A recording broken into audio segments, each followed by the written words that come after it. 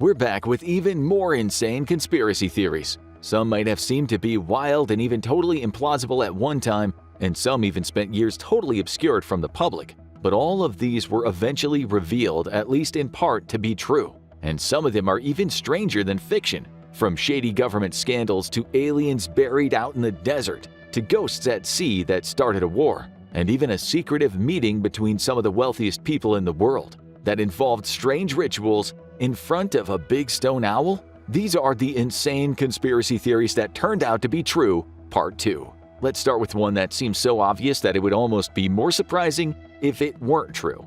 And that's the theory that the government is watching your every move. It's hardly an overstatement to say that in our modern technology-driven world, you're never more than a few feet from a camera, whether it's part of a closed-circuit system or even those that are found near roads designed to catch speeding drivers. But think about how many other places you'd find a camera. Your smartphone's got multiple, and your laptop or PC will likely have a webcam, just to name a few.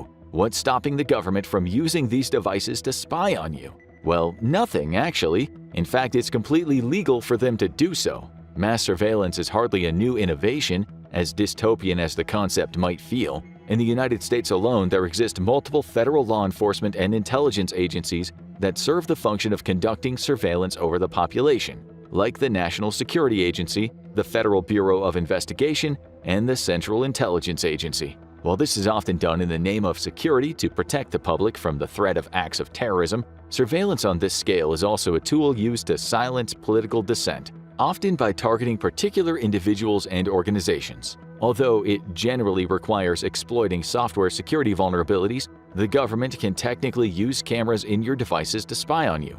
The FBI even has access to technology that can remotely access webcams without triggering the light that indicates the camera is active. And they've been able to do this for years. Remote activation tools, known by the fitting acronym RATs, are a form of spyware that the FBI uses for criminal investigations. Ratting is reportedly done only sparingly, but it's hardly reassuring, knowing that they can watch us without being able to even tell. In 2013, a former contractor who had worked for the NSA leaked documents that exposed some of the extensive surveillance programs conducted by the NSA, FBI, and CIA. The now infamous Edward Snowden revealed that massive swaths of data had been gathered by these agencies from sources including social media websites and email exchanges in order to form comprehensive profiles of U.S. citizens based on their online activity. The leaks also highlighted the potential for governments to remotely access cameras and microphones of personal electronic devices for these purposes. So it's not just the hackers, stalkers, and other cybercriminals to be wary of when you're perusing the internet. The government could be keeping an eye on you too. After all, having your own FBI agent watching you has long been a running joke online, featured in various memes. Ours is called Jonathan, and even though we can't see him, we know he can see us. Unsettling. From one tale of shadowy governmental overreach to an attempt to suppress political opposition that became so infamous that its name has been immortalized in the Conspiracy Theory Hall of Fame. It was 1972, and the several-month-long build-up toward the next presidential election was already underway, with Republican President Richard Nixon running against Democrat candidate George McGovern. Little did the public know that a discovery was about to be made that threatened to upend the entire election process, and the president himself knew about it. Several months before the election, Frank Wills, a security guard working at an office, apartment, and hotel complex in Washington, D.C., discovered that various locks around the complex had been tampered with. Suspecting a possible break-in, Wills called the police, who arrived and apprehended 5 burglars who had forced an entry into the offices of the Democratic National Committee. But this wasn't about a score because these weren't ordinary burglars. While inside, they'd intended to steal several important campaign documents and attempted to plant bugs to listen in on phone lines. Upon investigation, it was discovered that 4 of these 5 men were former agents of the Central Intelligence Agency and had been involved in actions against Cuban leader Fidel Castro. At the time, though, the press reported that the attempted burglars were Cubans, despite only 3 of them having Cuban heritage. The 5th was a security chief for the Committee to Re-elect the President, or CREEP for short. They had conspired with a former FBI agent who is a counsel for CREEP, as well as another high-ranking CIA officer who'd recently been appointed to the staff of the White House. As this tangled web began to unravel, it seemed to point to one man being at the center, President Nixon himself. He made aggressive attempts to cover up the scandal and was believed to have even hired the 5 men in the first place. but this did little to prevent journalists from the Washington Post from uncovering his role in the conspiracy. This botched attempt at an act of blatant political sabotage was what ultimately led to the downfall of the Nixon administration, with almost 70 people being impeached as a result. Nixon resigned from office in 1974 since Congress couldn't impeach him if he were to step down. Thus, he avoided facing criminal charges. The scandal would eventually be named after the hotel that it started in, the Watergate complex. This Watergate scandal forever changed U.S. politics, leading many Americans to think more critically about their leaders. After all, if the president could use his power to attempt to cover up something like this and get away with it, then it didn't exactly smack of being trustworthy. And if mass surveillance and an administration trying to snuff out its opposition secretly weren't enough government overreach for you, there's an arguably darker conspiracy theory that turned out to be true. One that might have led to thousands of Americans being poisoned by the government. A while ago, an alarming factoid was circulating on the internet that in 1926 the federal government had poisoned alcohol in an effort to discourage the public from drinking during Prohibition. This was, of course, a real thing. Well, Prohibition was anyway, as between 1920 and 1933 it became illegal to sell, produce, or even transport alcoholic beverages. But naturally, this didn't stop people from buying, drinking, and often making their own booze. According to the claim, though, the government added poisonous substances to alcohol as a way to crack down on the number of people drinking it. Apparently, this event caused an estimated 10,000 deaths before Prohibition was eventually ended in 1933. But the truth is a little more nuanced. The government wasn't exactly sneaking into black market distilleries and emptying barrels marked with the skull and crossbones into the booze like some cartoonish supervillain. In actuality, when the 18th Amendment was passed bringing Prohibition into effect, this led to regulatory agencies encouraging measures to make alcohol used for industrial purposes undrinkable by adding lethal chemicals like methyl alcohol or wood alcohol to grain alcohol, making it poisonous. This wasn't done to any alcohol that was intended for human consumption. Still, one of the ways that criminals tried to make money during Prohibition was by producing their own booze illegally to sell on the black market.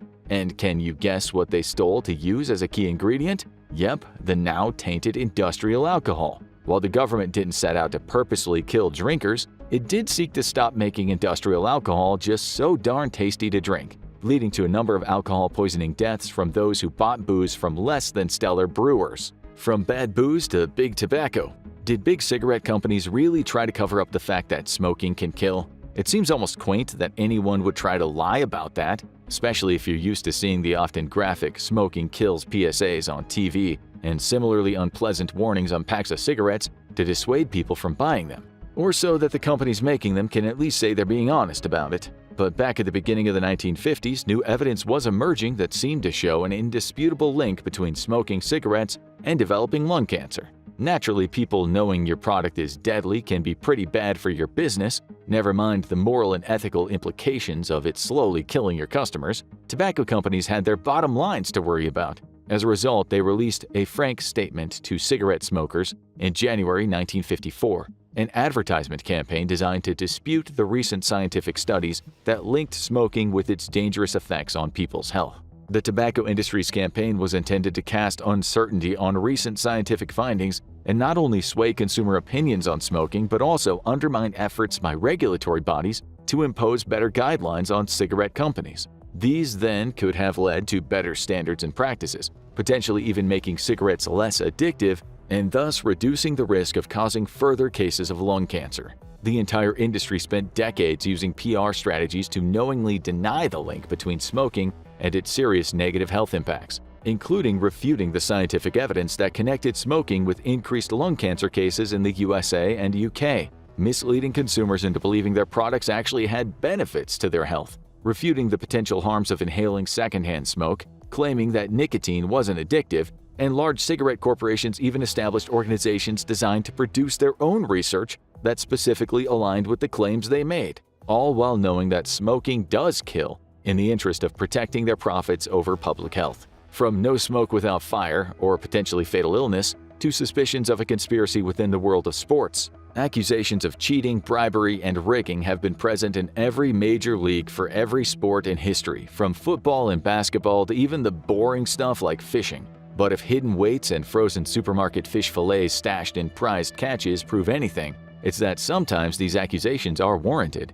This was revealed to be the case with the Black Sox scandal. In a pivotal championship bout of the 1919 World Series, American League champs, the Chicago White Sox, were playing the Cincinnati Reds, champions of the National League. Over the course of a best-of-9 series, the Cincinnati Reds beat the White Sox 5-3, crowning them the winners of that year's World Series. But almost immediately after, rumors of an organized conspiracy among the members of the Chicago White Sox began to spread.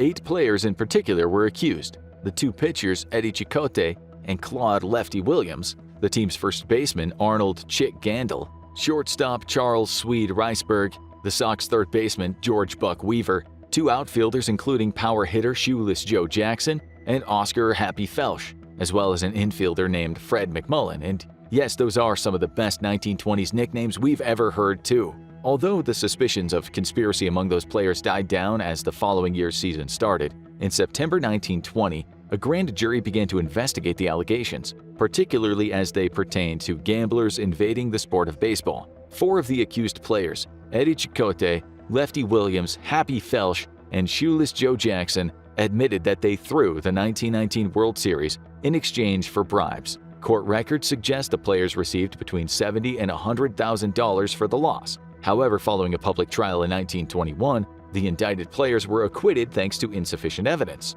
Suspiciously, the original confessions from the players had disappeared from the grand jury's files. All 8 of the now dubbed Black Sox were subsequently banned for life from continuing to play professional baseball.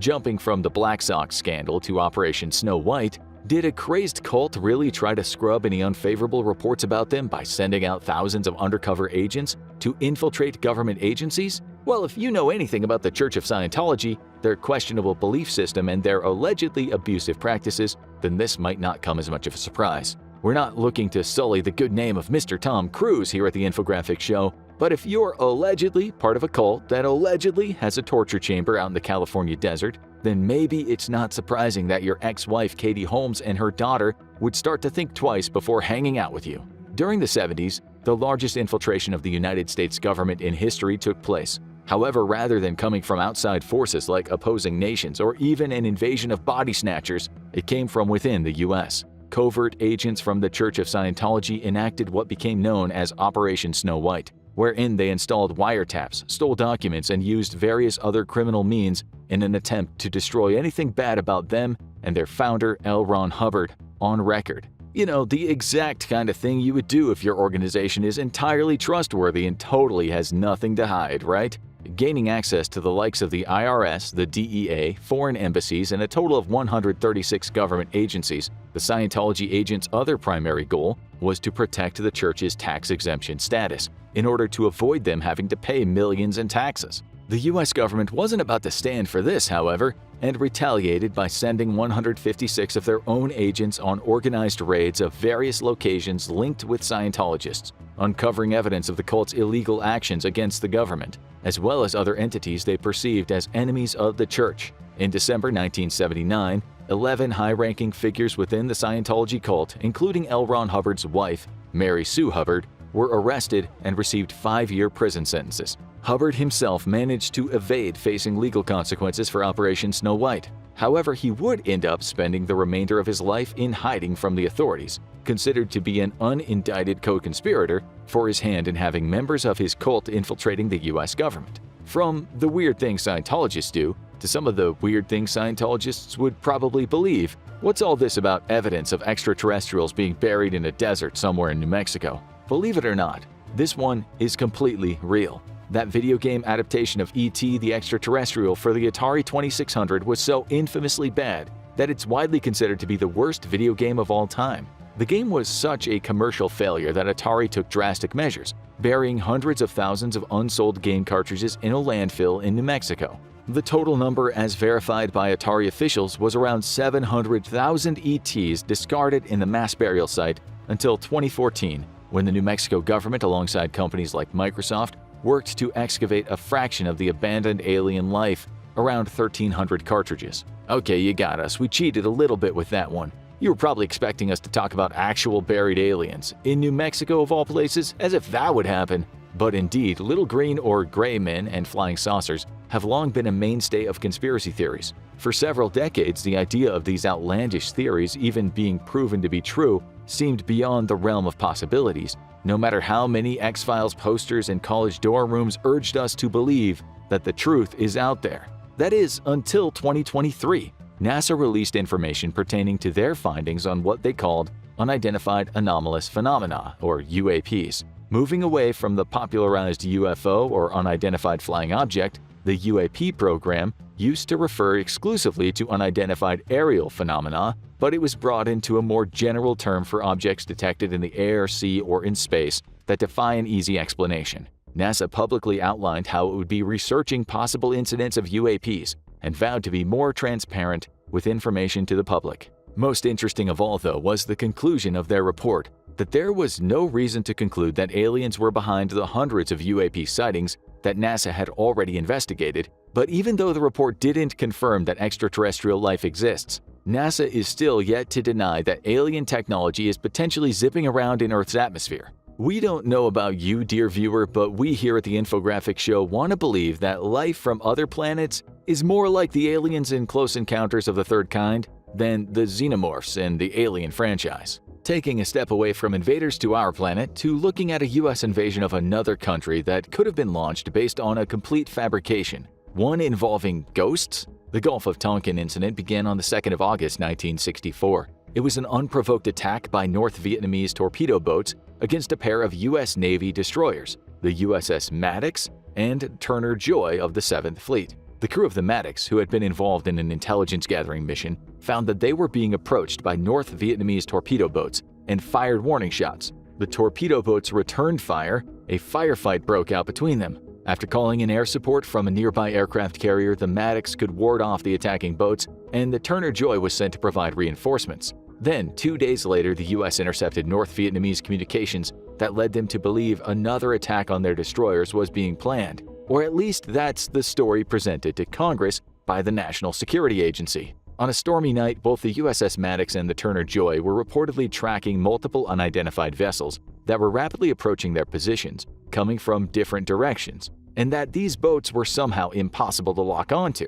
Still, both ships fired upon what they thought were more torpedo boats and called in more air support. Yet, planes flying at low altitudes could see no signs of enemy ships. Still, the seemingly ghostly vessels and unproven attacks led Congress to pass the Gulf of Tonkin Resolution, which opened the floodgates for the direct involvement of the U.S. military in the Vietnam War.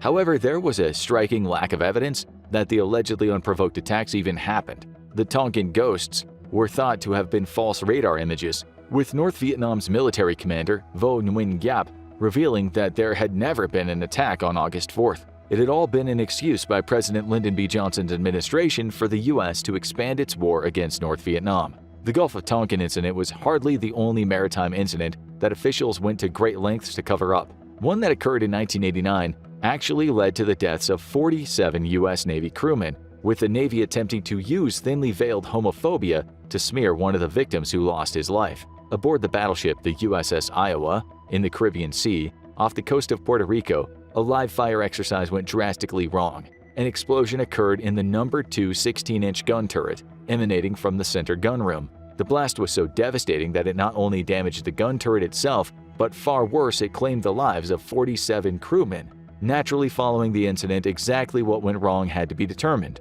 But of the multiple investigations launched into the USS Iowa turret explosion, their conclusions seemed to conflict dramatically. According to the Navy, one of the crew members who had died in the explosion aboard the Iowa had been directly responsible and had deliberately caused the blast that killed his fellow crew members. They claimed, and later leaked to the media, that gunner's mate second class Clayton Hartwig had been in a romantic relationship with another sailor and had then caused the explosion in the gun turret when their relationship had soured. However, there was no evidence that this had ever happened or that Hartwig was gay in the first place. Their investigation seemed to just be trying to implicate gay people in the deaths of multiple people for no reason. Stay classy, U.S. Navy. When the media around the victims' families disputed the Navy's findings and the U.S. Senate and House Armed Services Committee held inquiries into those conclusions, the Government Accountability Office, with the help of Sandia National Laboratories, were then asked to conduct their own investigation. Did they uncover some secret ploy by a gay crewman to enact an explosive murder self-destruction? Of course they didn't. Instead, a technical examination revealed that an excess of powder bags used in the gun's turret breach had been rammed in at a higher speed than it was designed for. The powder had then ignited during loading, resulting in the explosion. The Navy even conducted a test proving that an excess of powder was more likely to blame for the disastrous detonation. These new findings prompted the U.S. Navy to reopen the investigation. However, they still refused to accept accountability for any wrongdoing. Despite reports from the GAO and Sandia, they never apologized to Hartwig's family and instead closed the investigation, saying the cause of the explosion couldn't be accurately determined. The last conspiracy about lies told by the military got a little dour, but don't worry, this next one might be just as bad. It's about a harrowing testimony before Congress that described some truly heinous actions and that was instrumental in launching another armed conflict. How much do you want to bet it was completely made up? On the 10th of October 1990, a 15-year-old girl identified only as Nayira gave a tearful testimony to Congress. In it, she recounted witnessing firsthand Iraqi soldiers taking 15 babies out of incubators in a Kuwaiti hospital. The soldiers reportedly then left the newborn children on the ground to die. This had been following the invasion of Kuwait by Iraq, which marked the beginning of the Gulf War. Nayira's testimony was widely publicized, and we do mean widely. It aired on 700 TV stations across the USA, with then President George Bush Sr. repeating the story almost verbatim at least 10 times in the weeks following, all to sway public opinion in favor of the Gulf War, justifying the US's position in backing Kuwait. Stop us when you figure out the twist in this one. The testimony by Nayira was completely falsified. Although it hadn't been revealed to the public, her full name was Nayira al-Sabah, the daughter of the Kuwaiti ambassador to the United States, Saud al-Sabah. Her falsified testimony had been orchestrated by an American public relations firm,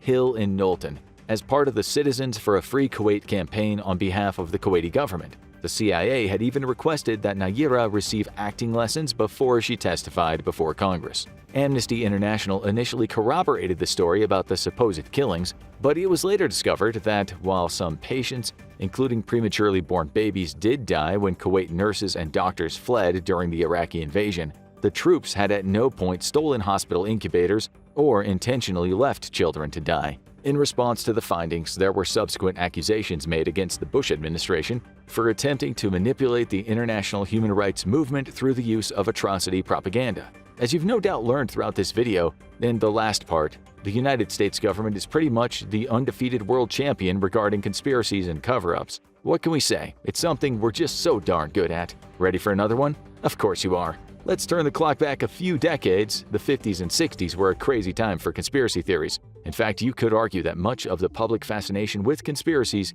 came into its own. Exposing the top-secret things the government doesn't want you to know became something of a national pastime, and one of the craziest of all was codenamed Operation Northwoods. In 1962, officials within the U.S. Department of Defense had proposed a false flag operation that would see the Central Intelligence Agency carrying out acts of terrorism against American citizens on American soil. Additionally, on the hit list were military bases in Miami and Washington, along with plans to destroy U.S. ships, as well as refugee boats coming into the states. There were talks of hijacking planes and planting phony evidence to implicate someone else in these various acts of terror. The big question is, why would the U.S. government want to attack Americans? To make them afraid of communism. Oh, of course. A few years earlier, in 1959, Fidel Castro had come to power in Cuba. He allowed communists to form part of his new government, improving relations between Cuba and the Soviet Union.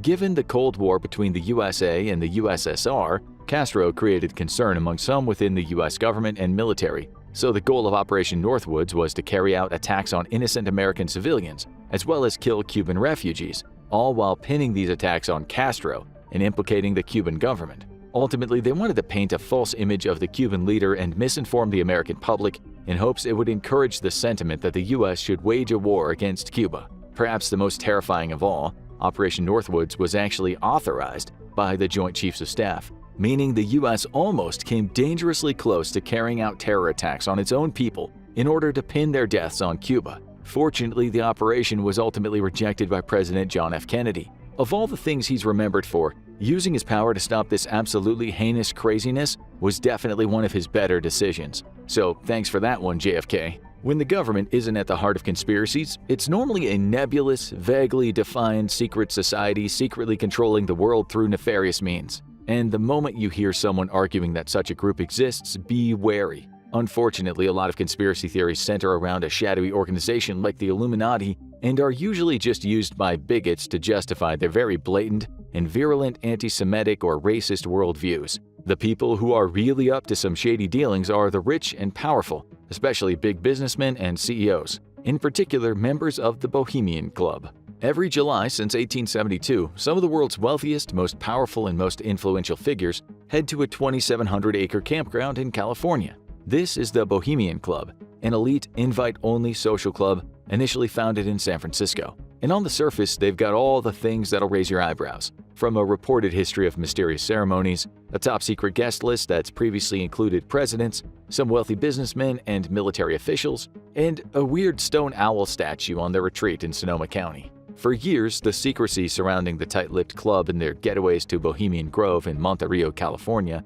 has fanned the flames of many conspiracy theories. Most of the stories revolve around the performance of pagan rituals and worship of that big stone owl that reportedly plays voice recordings of Walter Cronkite, who served as the anchorman for CBS Evening News for 19 years and was also a Bohemian Club member. While this all sounds like it could be just wild speculation by conspiracy theorists, the club's existence has been proven by several news organizations. Founded in 1892, the Bohemian Club was started by an all-male collection of artists, writers, lawyers, actors, and journalists from the San Francisco Examiner, all sharing interests in arts and culture. It quickly received attention and then funding from wealthy businessmen. And since its inception, the club has expanded to include the likes of Clint Eastwood, Henry Kissinger, even Presidents Richard Nixon and Ronald Reagan.